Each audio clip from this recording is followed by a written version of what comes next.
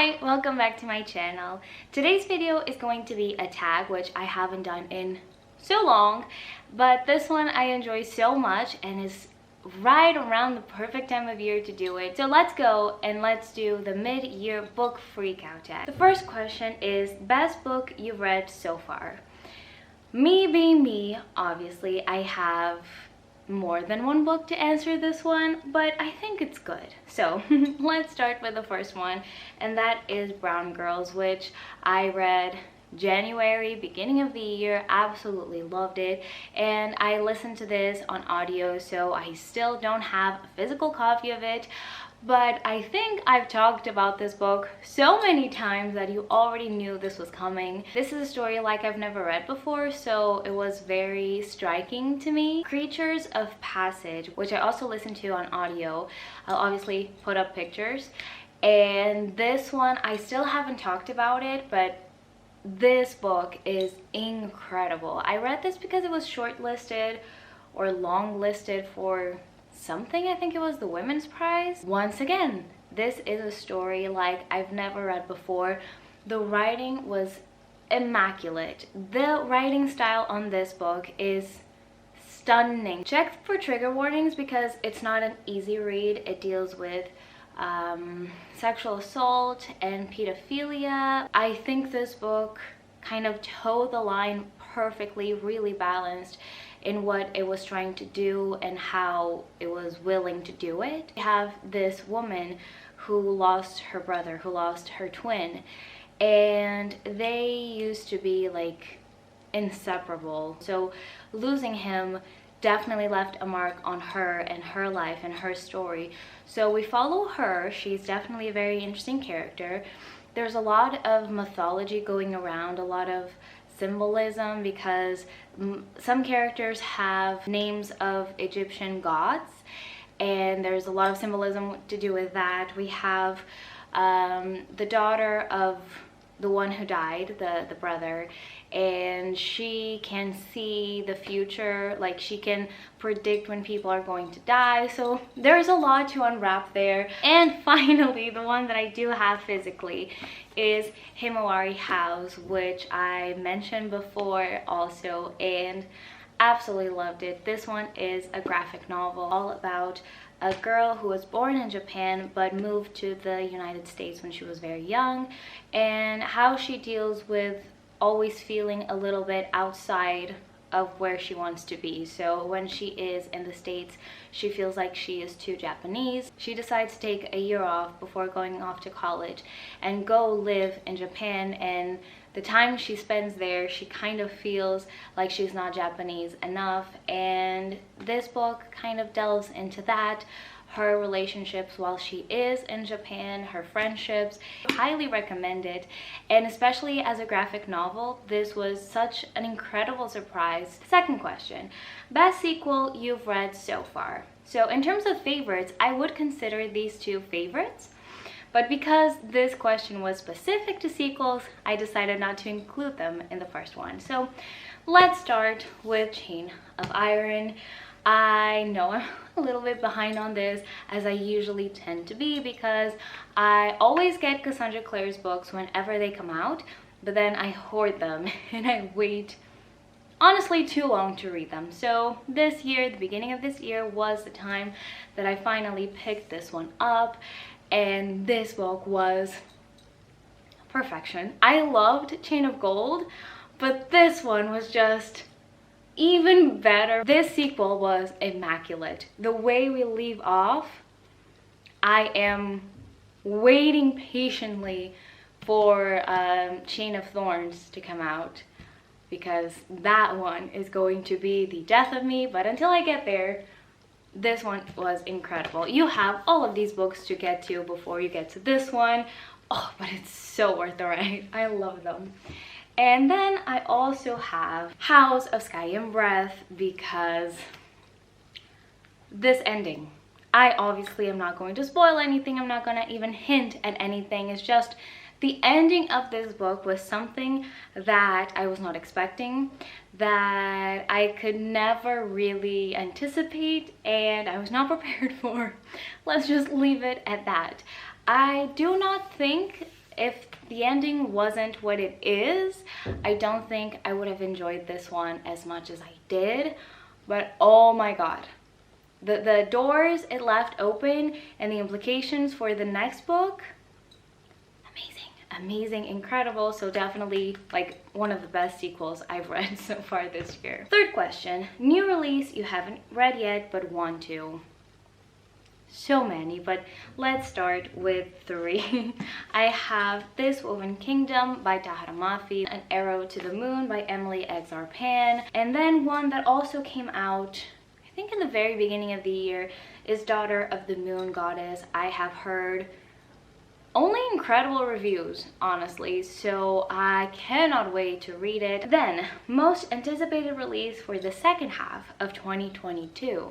There are so many books still coming out this year, but some that I already have on my radar are Babel, I think.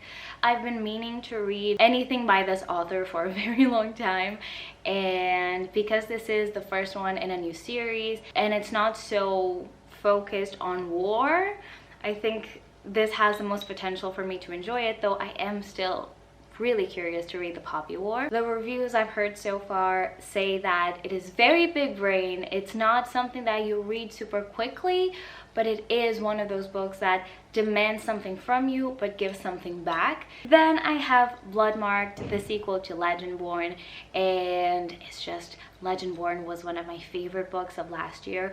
I loved it so much. My expectations are very high, but I do think that it will not disappoint. And finally, on a similar vein, I have The Oleander Sword, which is the sequel to The Jasmine Throne, which I mentioned before, I think in my previous video or a couple videos back. And same thing, I read The Jasmine Throne, absolutely loved it, absolutely loved the world and where things are headed. And this book can only mean trouble, can only mean suffering and despair, and I'm really excited about it because I do love the way that Tasha Suri writes, and so seeing how she will move her puzzle pieces and how the big picture is going to come together has me really excited. Now, on a not so happy note, I have The Biggest Disappointment. And here I am going to be a little controversial. So the first one comes as no surprise because I vlogged my reading experience of this, and this is the Penelopiad. I was very disappointed with this one because I was expecting this to be more of a feminist retelling that focused on the women's perspective in any way, shape, or form, and what I got was Penelope waiting for her husband to come home and kind of giving the hints that she didn't really have a life until he got back home, which is bizarre considering the concept and the premise of this book. And now we're getting to the very unpopular opinions because Scythe was also a disappointment. Now, I have been meaning to read this book ever since it came out, because people have always hyped this up so much that it is so thought-provoking and compelling and so interesting. And if you've never heard about this book, this is a world where humans have treated everything. So we are kind of immortal. We don't have diseases, we don't have death, pretty much. And so what happens is that in order to control the population growth and in order for things to still have some semblance of normality, there are designated people who kill whoever they deem should be killed. And it's not a thing of, oh, you are bad, so you are going to die.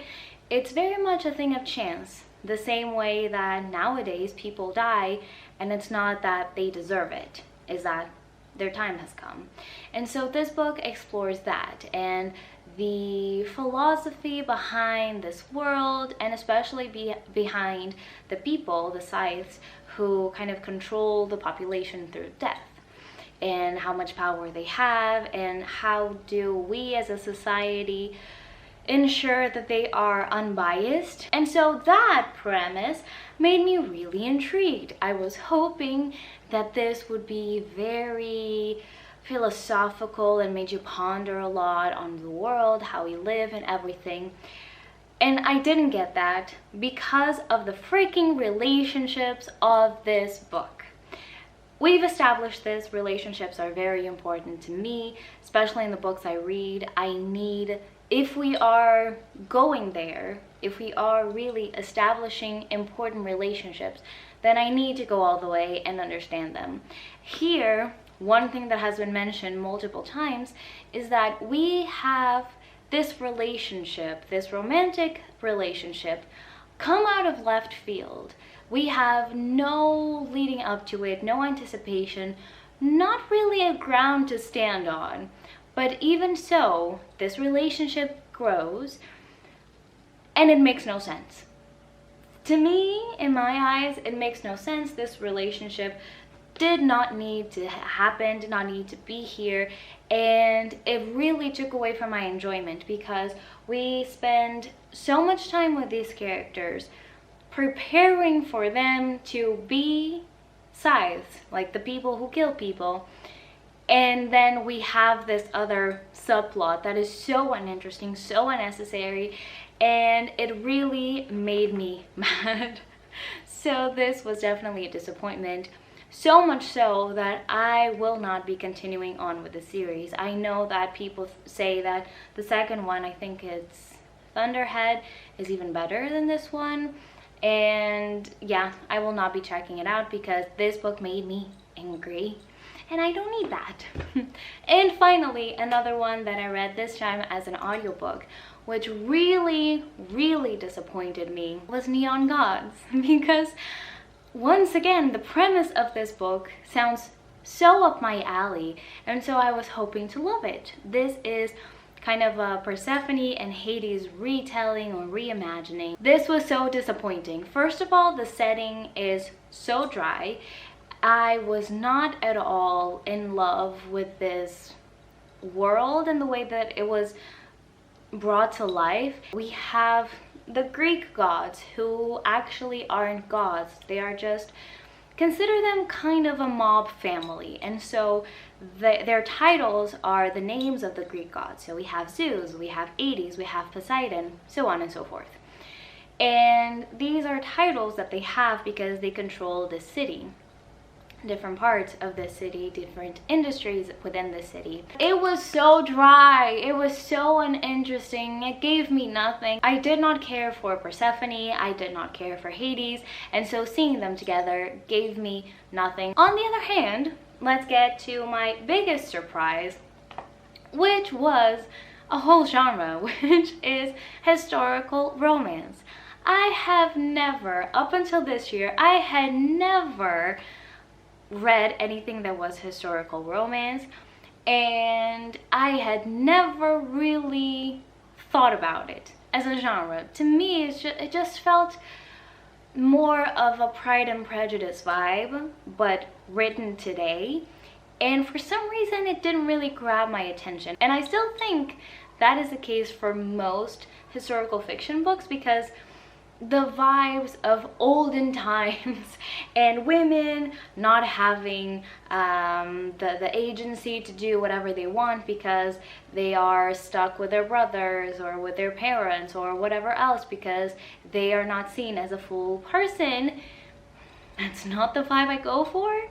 But I found a couple books which were very surprising that I enjoyed. So the first one, I do have it physically. I read it physically, but it is so like buried within my bookshelves that I cannot find it for the life of me. And that one is Outlander. I read Outlander this year. I've watched a couple episodes of the TV show, and I love Outlander. It's so weird as a concept because you have this woman who goes back in time, and she is a doctor, which is very convenient, so she knows what to do, and she goes back in time and she kind of has a thing. They kind of fall in love, and they have this incredible all-sweeping love story with a Scotsman way back in the 1800s. And yeah, that's Outlander for you. I don't know what to tell you. When I got that book, it was very, very long ago, and I got it because everybody was talking about it. I think it was maybe 2014 when the show came out, the first season, so everybody was reading it, everybody was raving about it, and I was like, okay, it's a romance in some way, so I'll give it a chance. And it sat on my bookshelf for too long, and this year was the year that I finally decided to give it a chance, and I was so impressed. I loved the whole concept, I loved their dynamic, and I enjoy the fact that our main female character is from the present. It's not 2020 present, but she is from 1940 something. She is from the time of the Second World War, if I'm not mistaken. And so she has a ton of opinions, she has a ton of agency, and so going back in time and being a woman is slightly different as an experience. But seeing her and all of that, I was in love with the whole story. It was so enjoyable. It's definitely not a favorite because I had a lot of issues with certain things that happened, but the concept was really surprising for me. And so because of that book, I got to another one, and that is Mine Till Midnight. The whole series, I think I only have one book left. This is very much sexy times, as if we are in present time, but we are in, like, what is it, Regency era England kind of time. But the thing about these books and this whole series is that the women kind of come from not well regarded family, so they are all rebels, and they're not like prime and proper as you would expect.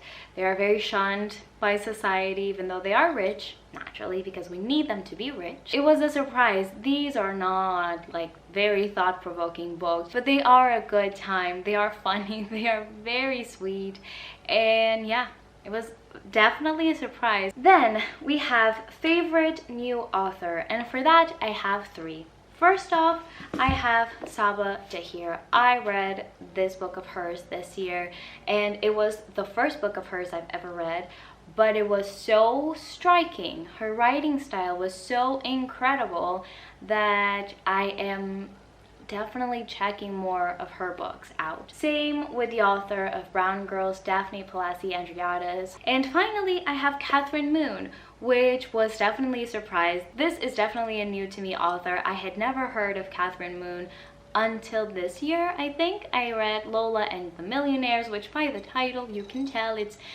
smut. I really loved the way that she wrote and the way that she kind of created her world, because sometimes with those books you get so focused on the relationship part, and especially on the physical part of the relationships, that the characters don't even feel like people or characters. They just feel like cardboard cutouts of people, and I don't like that.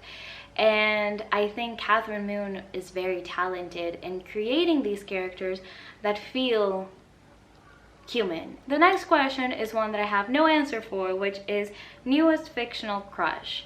And that is very typical for me. I don't really insert myself in books, and so fictional crushes, I don't have an answer for that. So moving right along, newest favorite character, and I think I will have to go with Cordelia Carstairs. Oh, how I love Cordelia Carstairs. I am so impressed with her whole journey in Chain of Gold and Chain of Iron, because it would be very easy for her and for somebody like her to just go with the flow, and she goes through so much, but you can tell that she wants to be in charge of her story, and so she never just stands by watching and waiting for things to get better.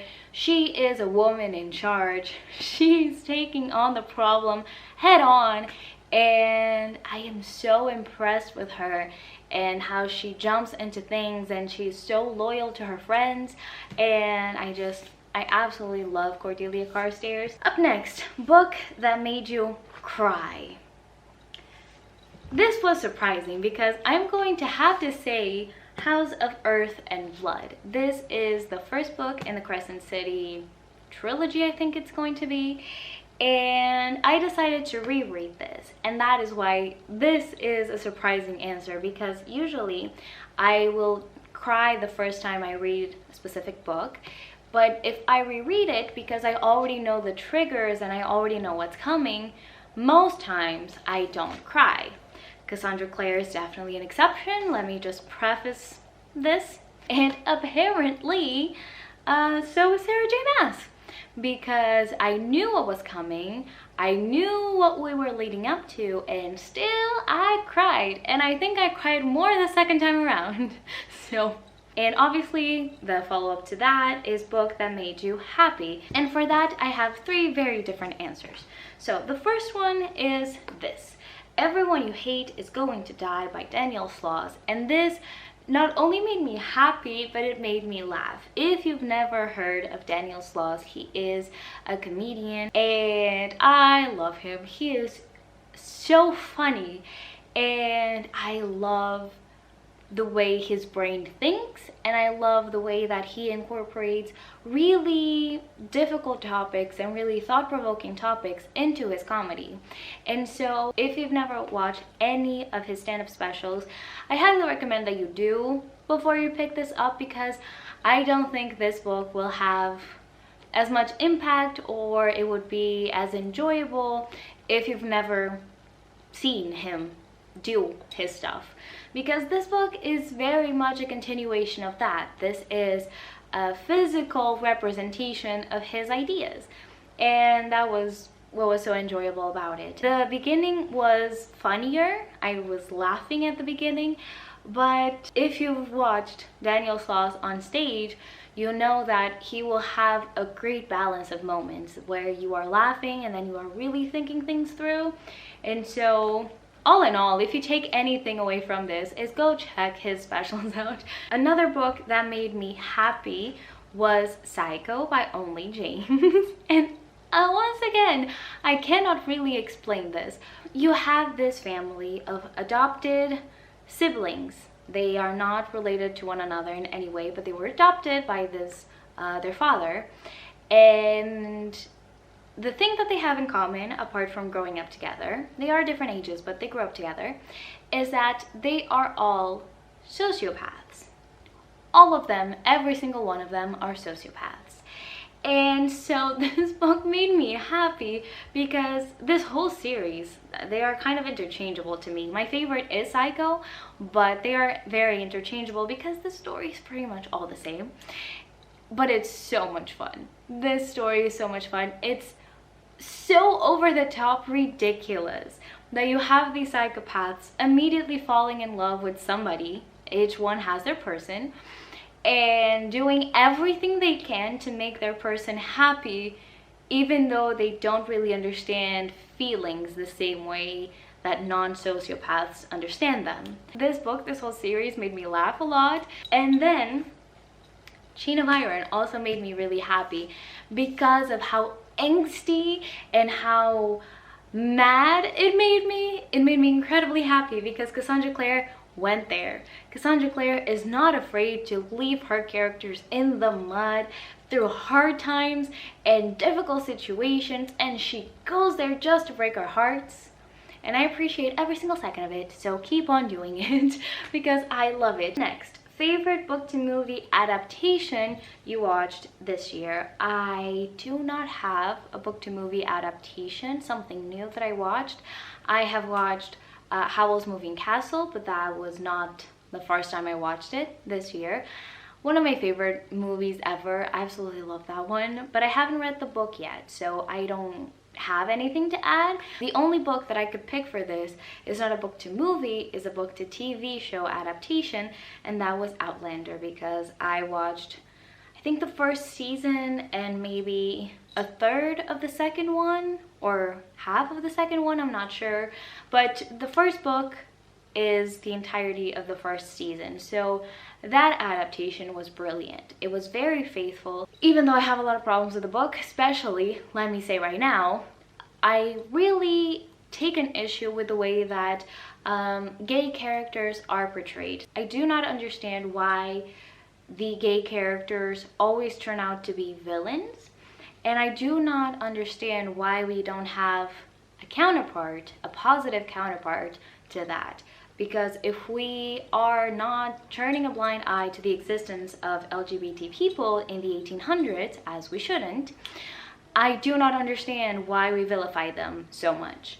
And it annoys me to no end. It made me mad. It took away so much from my enjoyment of both the book and the series that we only have this representation. I am currently editing this video, and tell me why and how I managed to forget about Heartstopper. Oh my god, how stupid can you be? How stupid can I be in this case? Oh my god.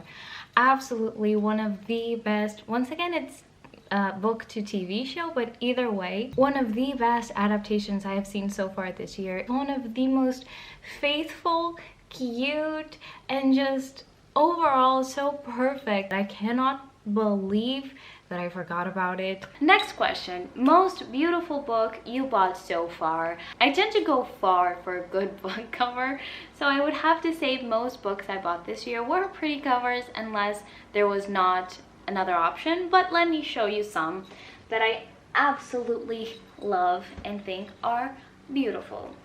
First of all, we have In the Dream House. I think this cover is absolutely stunning.